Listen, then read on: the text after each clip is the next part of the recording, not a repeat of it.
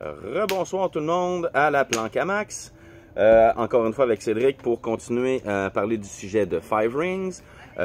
Pour commencer, comme toute bonne chose, on va commencer par parler de l'historique de Five Rings de Rokugan, si je me souviens bien. Exact.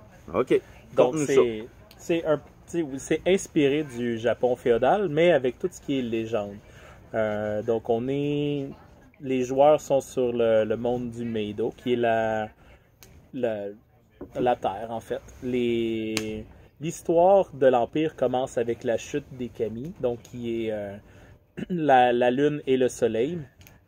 Donc en fait c'est Lord Moon, et Lady Sun qui est Amaterasu, et Onotangu qui est le Seigneur Lune, qui vont avoir des enfants. Donc les 8 Kami originaux, en fait 9, parce qu'il y en a un qui ne survivra pas. Basé un peu comme la légende de Chronos pour les Grecs.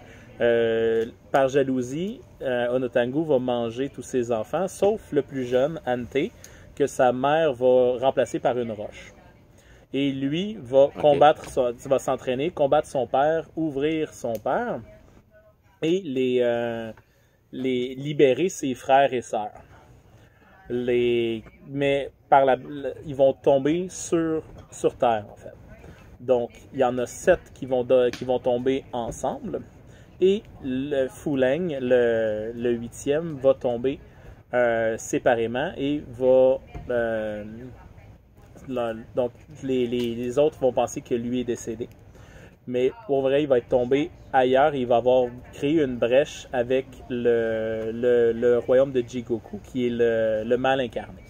Donc, qui est le grand méchant de l'histoire, c'est le Kami corrompu Fuleng. Et c'est que quand les autres sont tombés,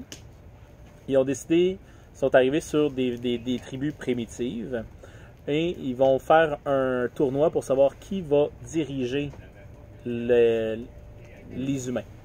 Okay. Donc, ils vont faire un tournoi de combat et chacun va battre un autre, et celui qui va finir par gagner va être Ante, qui va devenir le premier empereur. Un seul des Kami va décider de ne pas se joindre au combat, qui est Togashi, le Kami du clan du dragon. Chaque Kami va choisir ses suivants par la suite. Les tribus, dans le fond. Exact. Ils vont choisir parmi les tribus, ils vont faire les grandes familles qui vont devenir les samouraïs. Ils vont devenir les familles qui vont faire les clans. Pour Togashi, lui, son pouvoir, c'était qu'il pouvait voir l'avenir. Donc, a vu que ça serait plus avantageux, que la meilleure histoire serait que si Ante gagne. Donc, qui va fonder vraiment la dynastie impériale. Chaque Kami va décider de fonder son propre clan. Donc, comme Togashi va fonder le clan du dragon, Lady Doji va fonder le clan de la grue.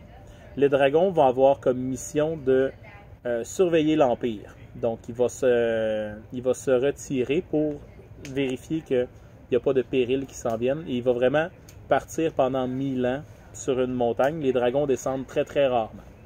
Lady Doji, qui était la plus artistique, va créer tout ce qui est la culture, la cour. Bayushi va fonder le clan du Scorpion. Et lui va dire qu'il va être le vilain, donc le mal nécessaire pour la stabilité de l'Empire. Donc, c'est vraiment... c'est un peu comme dans Donjon, les voleurs et les choses comme ça. C'est le clan qui est le plus méprisé. Il va y avoir Ida qui va décider avec l'arrivée des premiers Oni, les monstres. Ida va dire « Je vais défendre le sud ». Donc, c'était le plus grand, le plus massif. Il va fonder le clan du crabe. Shiba était le plus protecteur. Lui, il va fonder le clan du phénix. Il va avoir Shinjo, qui est l'autre Kami féminin, qui va faire le clan du Kirin au départ, qui va devenir le clan du Unicorn, qui, eux, vont être les explorateurs. Donc, découvrir le monde. Et ils vont quitter Rokugan pour aller explorer les Burning Sands et le monde. Ils vont revenir des siècles plus tard dans l'univers de Five Rings. OK. Il me manque... Le clan des lions.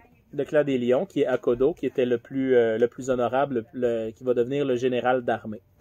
Donc, ça, il manquait le clan du lion, en effet, que tu as décidé de choisir dans la partie. Oui. Donc, chacun va avoir leur propre mission et chacun ont leur propre interprétation du Bushido.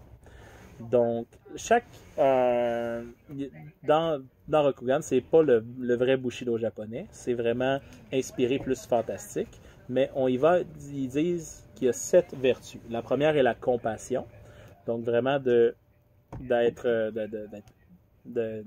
prendre soin de son prochain et tout. Le deuxième est le courage. Le troisième, la courtoisie. Quatrième, la loyauté et le devoir.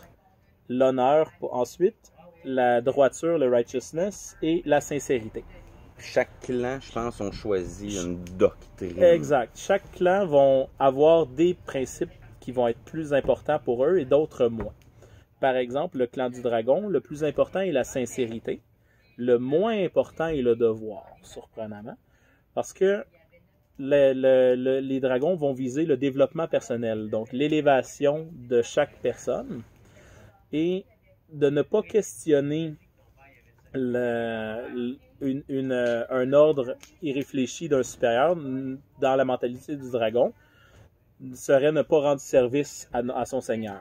Pour les lions, c'est passible de décapitation. C'est si le général a dit tu t'en vas mourir à cette bataille-là, mais tu y vas, tu ne poses pas de questions. Pour le dragon, pour le lion, donc l'honneur et le devoir sont très très très importants. Mais la compassion, beaucoup moins. Parce que pour le scorpion, c'est le devoir qui est important. Mais le moins important, c'est la sincérité. Parce que pour pouvoir réussir à déjouer d'autres complots, il faut être capable de mentir. Pour le crane, la courtoisie est le plus important, mais le courage l'est moins. Donc chaque clan a ses propres des côtés qui sont plus importants. Mais ça, c'est ce que le clan veut. Chaque joueur, chaque personnage va interpréter le code du Bushido, les valeurs que lui va juger plus importantes pour pouvoir jouer son personnage selon sa vision. Ce qui fait la beauté de ce jeu-là, c'est vraiment que on a qu'est-ce que le clan veut, qu'est-ce que nous on veut, le désir le personnel, donc vraiment égoïste, et ce que l'Empire demande aussi. Donc, mécaniquement, qu'est-ce que c'est? C'est que c'est un ninja qui est notre désir égoïste et le Giri qui est ce que le clan veut pour toi. Et c'est une des choses les plus importantes quand on va créer un personnage de Five Rings, c'est de savoir, ce qui fait la beauté de ce jeu-là, c'est le drame entre le devoir et le désir. Donc, si quelqu'un fait un personnage en disant mon ninja, c'est d'être le meilleur duelliste. Ça fera pas une belle partie. Pourquoi? Parce que ça va faire ce que le clan veut. Si on est un clan duelliste, mais de devenir le meilleur duelliste de Rokugan, ça va rendre ça rend au clan, mais c'est pas égoïste. Parce que comme ça, tu vas vers ce que ton clan veut. Tandis que, par exemple, comme le devoir est très important, se marier par amour, qui est un peu cheesy, mais c'est vraiment quelque chose qui se fait bien pour quelqu'un qui commence à Five Rings, mais c'est que l'amour et le devoir sont pas compatibles. Donc, de vouloir se marier par amour, surtout par exemple un clan comme le Lion, c'est très mal vu. Ça veut pas dire que c'est pas quelque chose qu'on va désirer. Tu vas essayer de faire des manipulations pour être capable d'accéder à ton but. Mais c'est rare dans les samouraïs que tu vas te marier par amour. Souvent, il y a par exemple, des désavantages qui est très commun à prendre, c'est un mariage arrangé négatif. Donc, les époux sont mariés par devoir, mais qu'une fois que les enfants sont faits, là, après ça, ça va pas très bien dans le ménage. C'est un défaut que souvent plusieurs joueurs vont prendre s'ils veulent rajouter un NPC qui va être un peu un antagoniste tout en étant super important dans la campagne. Ils lui mettent un peu des bâtons dans les roues. C'est ça. Okay. Il y a plein de choses comme ça qu'on peut faire. Je dirais que dans tous les jeux de rôle, Five Rings est celui qu'il faut accorder le plus d'importance à nos avantages et nos inconvénients, nos défauts, les edge and flaws, parce que c'est ce qui va faire qu'on va rajouter du jus à l'histoire, au background et un peu tout. Je ramène encore ça à Vampire comme toujours parce que vive le World of Darkness, mais je vois quand même ça un peu de la même façon que dans Vampire. C'est ce qu'il va faire, c'est qu'il va rajouter un oomph à ton personnage. Exact. Vraiment beaucoup. Puis à l'histoire que tu vas vouloir développer avec tous tes flots. Oui, exact. Ce qui est important, je dirais, dans Five Rings, ce qui est différent de beaucoup d'autres jeux de rôle, c'est que souvent, c'est qu'ils veulent. Ce qu'ils conseillent, c'est de créer l'histoire. On vit l'histoire du personnage. Donc, on va voir. L'histoire est centrée autour du personnage et plus que l'histoire en général. Donc, on peut décider de jouer un personnage dans une ville et le développer sans se fier à l'Empire ou quoi que ce soit. Les clans vont être là, il va y avoir les guerres, les politicailleries, les cours d'hiver, parce qu'il y a beaucoup de neige, donc on ne peut pas se battre l'hiver. Mais c'est vraiment l'histoire du personnage, puis un peu comme dans tout film de Kurosawa, des choses comme ça, ben si le personnage quitte, ben le focus suit le personnage. Comme un exemple en Vampire, ben on est dans une ville où est-ce qu'il est déjà comme bien établi, les politiques, les choses. Tu sais, t'es souvent avec, exemple, le primogénat ou des affaires comme ça, t'es pogné dans une politique que tu peux pas vraiment avancer. Dans Five Rings, à la limite, si tu décides, tu peux décider de t'en aller Ronin, éloigner la politique, puis vivre d'aventure en aventure, aller défendre des villages, faire ce que tu veux. Ton personnage est beaucoup plus libre de savoir si ça te tente de laisser tomber le clan. Là, il y a d'autres. Tu perds le support, là, tu es rendu que tu comptes ton argent, tu peux pas compter sur le support. Tu perds ton honneur, tu peux perdre de l'honneur, de la gloire, puis ainsi de suite. Exactement. Puis on s'entend être un Ronin dans cet univers-là, on s'entend pas juste dans cet univers-là.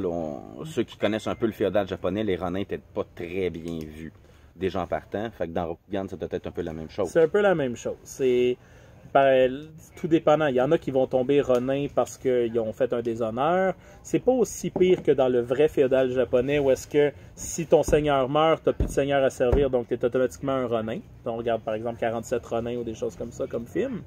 Okay.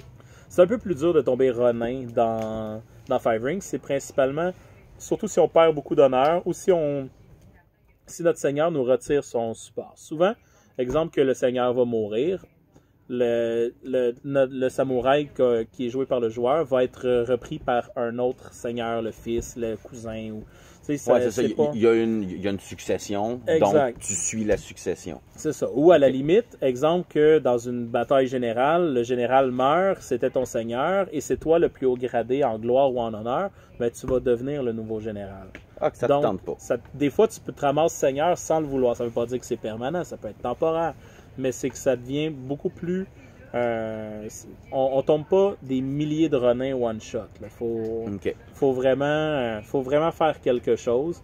Mais par exemple, un beau début de quest qu'on peut faire à la Hangover, on se réveille le matin, on ne sait pas trop ce qui s'est passé, et notre seigneur nous donne un wakizashi de bois, début de la partie. Wakizashi de bois, c'est qu'il retire ta lame, ton honneur, en fait, qui est ton wakizashi. Parce que le wakizashi, c'est ton âme, si je me souviens bien. Non, c'est le katana. Le katana, c'est l'honneur, le wakizashi est l'âme, t'as raison. C'est ça, ok. Et il te retire, en fait, c'est qu'il te retire le droit de faire un seppuku.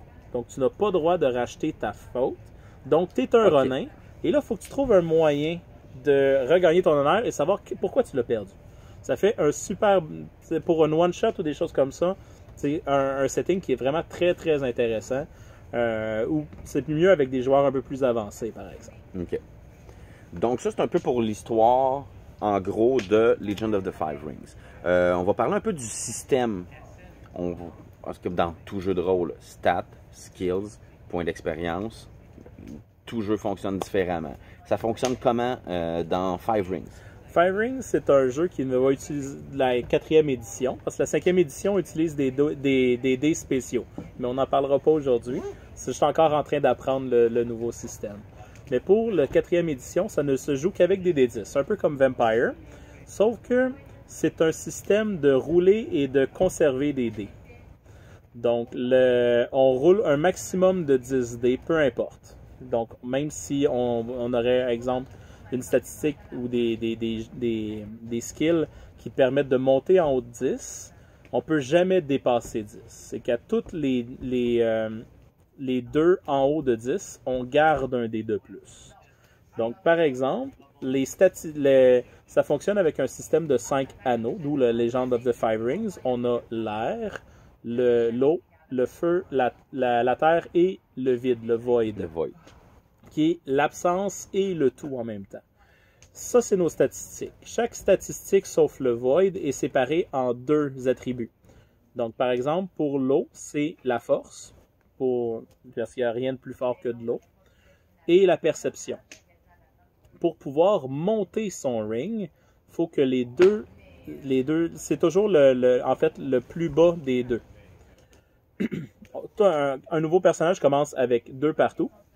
Puis en fonction de la famille qu'il choisit, il va avoir une augmentation de statistiques. OK.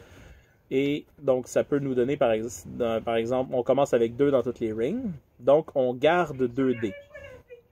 Si, exemple, on veut attaquer avec un katana, par exemple, avec du kenjutsu, ben, c'est l'agilité qui est dans le feu et le skill, la compétence de kenjutsu. Donc, exemple, qu'on a 3 en kenjutsu, on a 2 en agilité, on fait 3 plus 2, 5, on garde 2 dés. Donc, on brasse.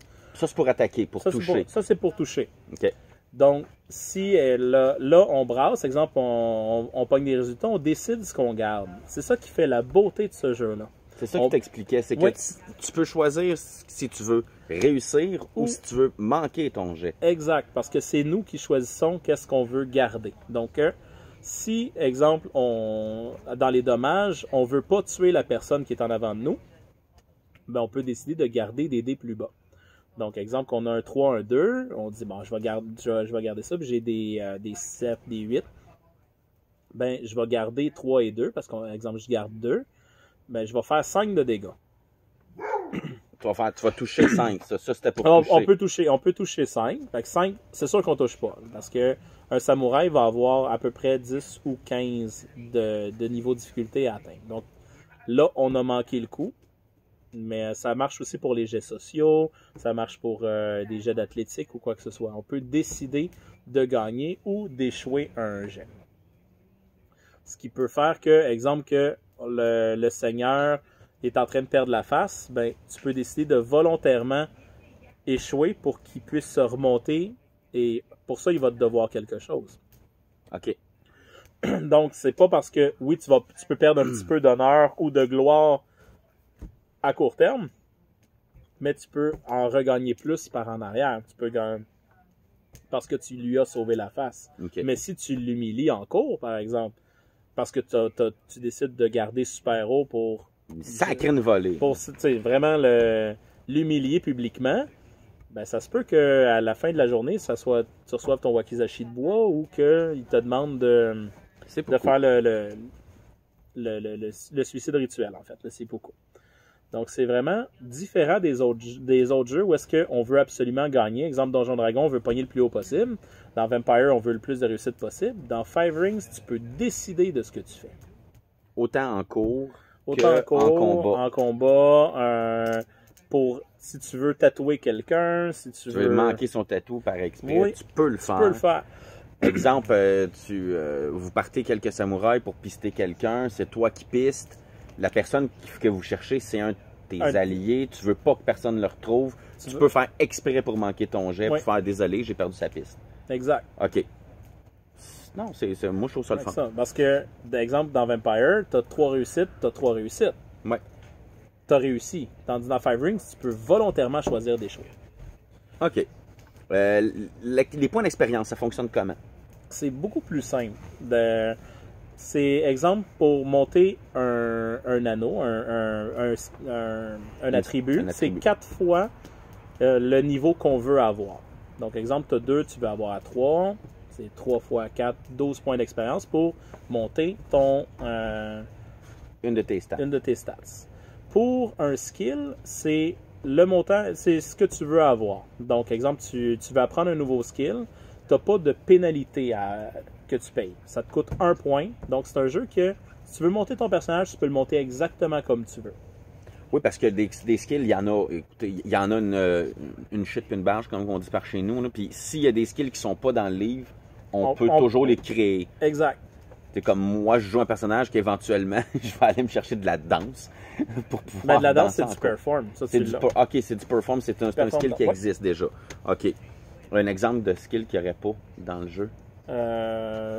Tout ce qui est par rapport à des connaissances, par exemple. Sinon, la plupart des skills physiques ou mentaux, la plupart sont déjà là.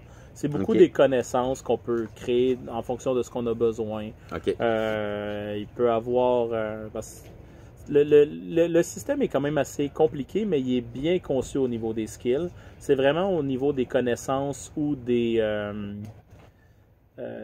artisanats qu'on peut créer des nouveaux skills. Mais sinon, la plupart des compétences sont déjà bien couvertes. Mais j'ai pas d'exemple qui viennent en tête. OK. Mais comme toutes les armes, exemple, qu'on se bat avec une lance, c'est du Yari Jutsu. Si on se bat avec des heavy weapons, mais ça va être heavy weapon. Katana, wakizashi, nodachi, tout ce qui est épée, c'est du Kenjutsu. Donc, pour les duels? Les duels, c'est du Yaijutsu. Yaijutsu qui n'est pas la même chose. Non, exact. C'est pas le même genre de combat. Ça fonctionne pas tout à fait de la même façon. Non, exact. C'est des combats qui sont plus séparés. C'est un petit peu plus long, mais c'est ce qui peut aller chercher le plus de dégâts.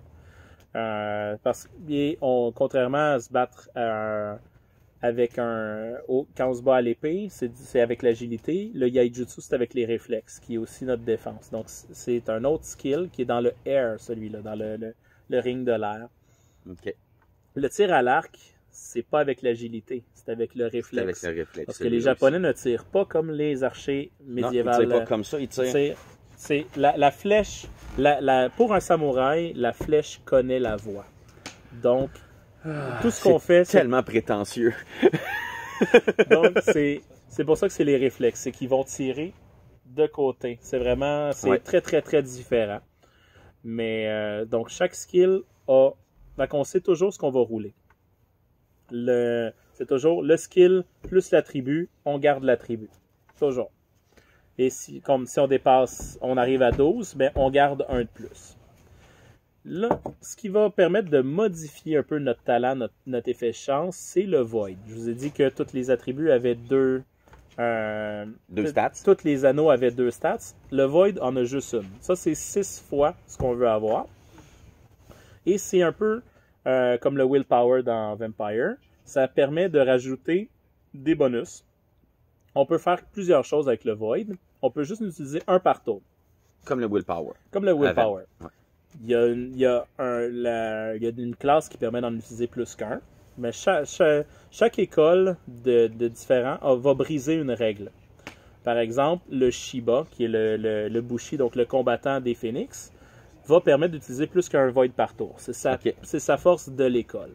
Le lion, le Hakodo Bushi, va rajouter sa valeur d'honneur en bonus flat à plusieurs de ses jets. Aux dégâts en particulier. Aux dégâts, à des jets pour toucher ou des choses comme ça. Donc, le dragon, lui, va se battre à 2 armes, donc il augmente sa défense sans avoir de pénalité. Le Kakita, qui est le duelliste du clan de la grue, des Cranes, va être vraiment meilleur. Il va utiliser son Yaijutsu en combat régulier au lieu d'utiliser le Kenjutsu. Ouais, ça c'est le Scorpion, lui, ne perdra pas d'honneur à utiliser de l'intimidation, de la tentation ou du stealth. Donc, la furtivité. Donc, chaque clan va briser la règle du monde d'une manière. Le Void, c'est justement, ça permet de faire plusieurs choses, ce qui fait qu'un Shiba va être très très difficile à coucher. C'est qu'on peut utiliser un point de Void pour enlever des dégâts. Donc augmenter sa résistance, on enlève 10 points de dégâts. Donc on peut décider d'utiliser un Void pour l'attaque, puis un Void pour la défense pour absorber des dégâts si jamais on se fait toucher.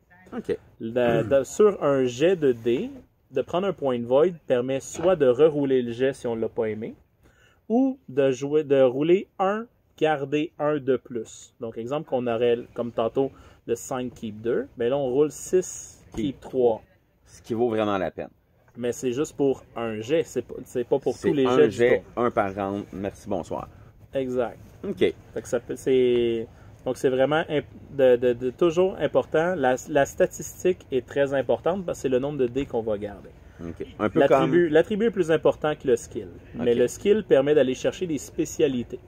Des choses qui vont permettre soit de rerouler ou soit qui vont donner des bonus dans des situations. Dans des situations qui sont spécifiques. OK. Il y a une autre chose ici qui est importante dans Five Rings qui rend ça un peu plus médiéval fantastique, en fait, c'est la magie. La magie qui est un peu plus rare dans Five Rings, si je me souviens bien. Il y en a un petit peu. C'est moins présent, disons, que dans les Royaumes oubliés de Donjons Dragons, maintenant. Oui, ben c'est que c'est complètement différent. Parce que la magie vient des kami. Il n'y a pas de mage en tant que tel dans Five Rings. C'est des prêtres, ce qu'on appelle les shugenja. C'est des prières. Et c'est vraiment très très à la manga. Donc quand on lance un sort, il y a des manifestations élémentaires. On peut pas dire je vais caster silencieusement. Il faut pas que ça paraisse. Il y a un clan qui permet de le faire, c'est le clan Scorpion. La famille de Soshi, qui est des ninjas magiciens. Ninja Shugenja. Eux, leur power d'école, c'est de limiter les manifestations élémentaires. Sinon, pour toutes les autres, c'est ça. Donc, exemple qu'on va lancer un sort de feu, ben, si c'est un sort bénéfique, ben, ça va être des petites flammes gentilles. Si c'est un sort d'attaque, ben, il va y avoir une colonne de feu autour de nous autres. Les yeux vont devenir rouges avec une petite fumée et tout. Donc, c'est pas subtil, la magie dans Five Rings. OK.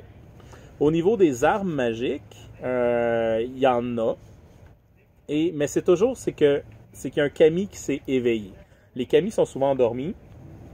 Pour lancer les sorts, il faut faire notre prière, il faut demander au kami de nous activer. Pour les armes magiques, c'est qu'il y a un kami qui accepte de vivre dans un objet. Ça peut être une tasse, ça peut être une épée, ça peut être une armure. Donc, ce qu'on appelle un Nimuranai, donc un objet éveillé. Ben, c'est que c'est un peu comme dans Donjon, les armes intelligentes. Le kami a toujours sa volonté, a toujours ses choses. Okay. Donc, de faire une arme, le sang est impur. Donc, il y a toujours un risque que la lame finisse par se corrompre à la longue. Okay. Donc, c'est toujours la volonté du kami qui, lui, devient de plus en plus triste parce qu'exemple, pour un arme, il va enlever la vie. Mais c'est toujours par rapport à notre volonté. Parce qu'à un moment donné, les émotions de l'épée peuvent finir par submerger son porteur. OK. Donc, souvent, une partie de Five Rings, comme dans Vampire, va pas toujours finir bien. Non, c'est ça qu'on aime, en fait. C'est ça qu'on aime, en fait. Je pense qu'on a fait un peu, là, grossièrement, le tour de ce que c'est un peu Five Rings, là, pour côté statistique, côté un peu historique, là, voir comment c'est. J'ai une question pour ceux qui connaissent déjà l'univers de Five Rings. 2 petites questions avant qu'on arrête ça, qu'on finisse ça. Ton NPC préféré dans Five Rings? Mon NPC préféré dans Five Rings, c'est dur à dire parce que j'adore créer mes personnages. OK. Il donne beaucoup de liberté. Je dirais que présentement, celui que j'aime le plus jouer, c'est la chef de délégation du groupe des Phoenix, en fait, qui est une Shugenja de l'air. Donc, on n'en a même pas parlé, mais je vais revenir avec ça. L'air est un esprit comme plus volatile et tout. Et c'est un personnage qui va jouer la dame de la cour. Ses habits sont flamboyants. En fait, tout le monde se demande comme, normalement c'est un monde qui est assez pudique et elle est décrite dans le livre comme portant des habits qu'on se demande comment ils tiennent. Ouais, je m'en souviens. Donc, elle utilise les kami pour s'habiller. Mais c'est un personnage qui est très très volatile, mais c'est un personnage aussi qui a un lourd passé que les joueurs vont finir par découvrir parce qu'elle est très comme easy going, très comme si c'était le party tout le temps. Elle est frivole. Mais j'ai hâte que vous découvriez le pourquoi elle agit comme ça. Mais je dirais parce que j'ai un autre personnage que j'ai vraiment hâte qu'il rencontre, mais ça serait dévoiler un punch pour Catherine, donc Non! je ne dis rien. On veut pas! Ça, c'est ce que j'ai oublié de parler au départ avec le système, par exemple, c'est que les éléments sont très importants dans Five Rings. Quelqu'un qui va être très feu, va être passionné, va vouloir toujours prendre, justement, flamboyant, va vouloir être en avant.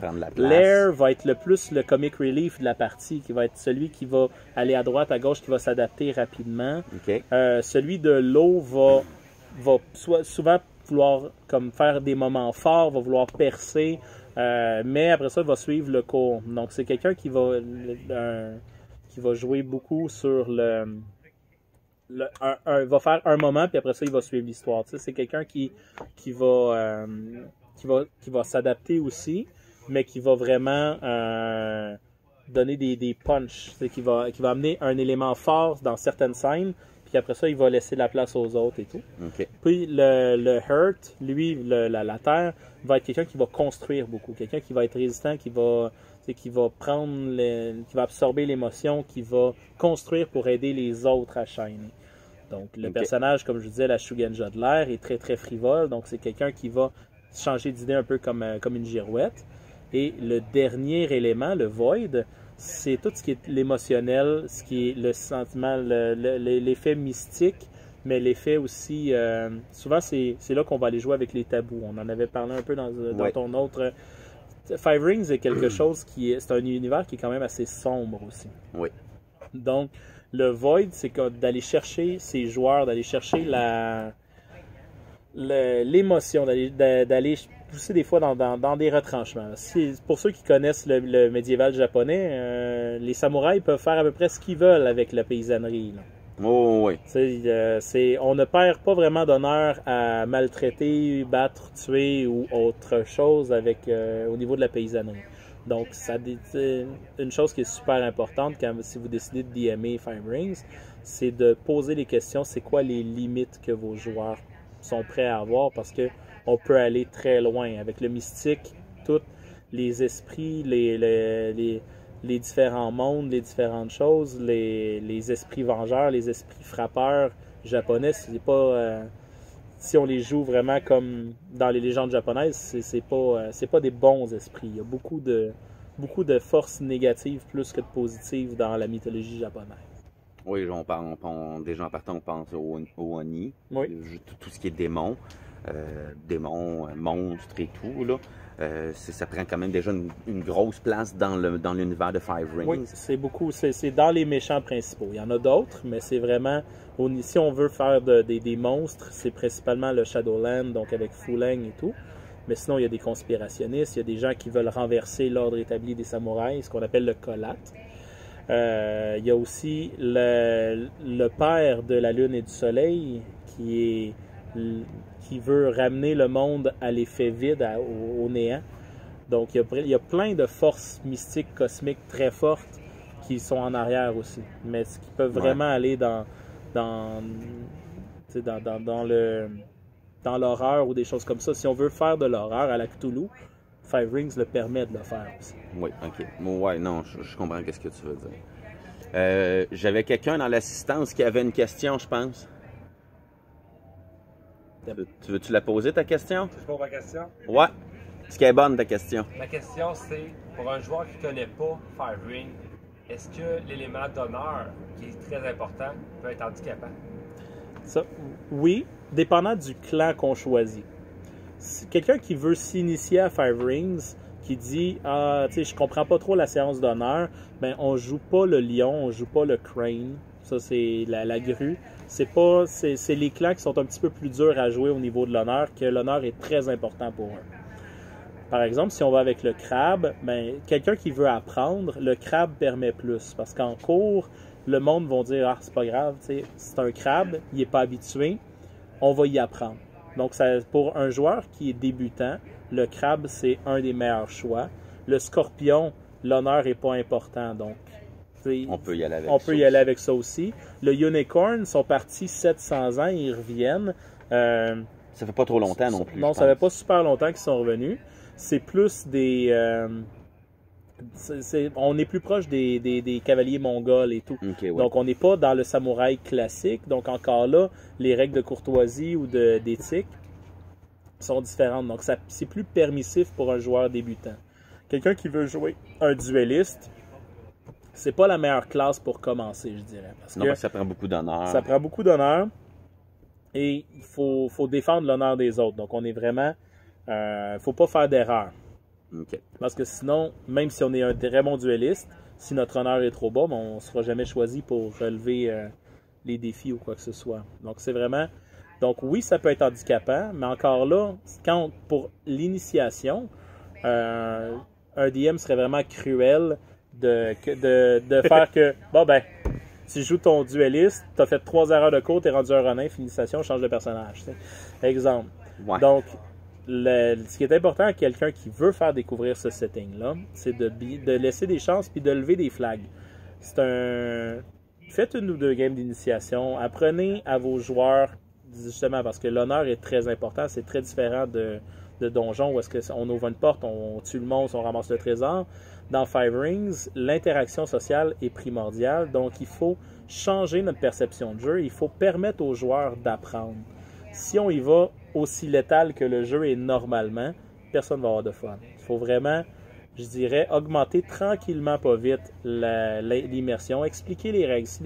C'est beaucoup de discussion, plus que dans beaucoup d'autres systèmes. Le système n'est pas facile à apprendre au départ, mais c'est de bien travailler ensemble, d'apprendre le jeu ensemble, puis après ça, vous allez pouvoir faire des super belles parties, parce que le samouraï, vous pouvez faire à peu près ce que vous voulez. Justement, comme je vous disais avec la paysannerie, vous pouvez rentrer dans un village, faire sortir les paysans, tous les tuer devant tout le monde.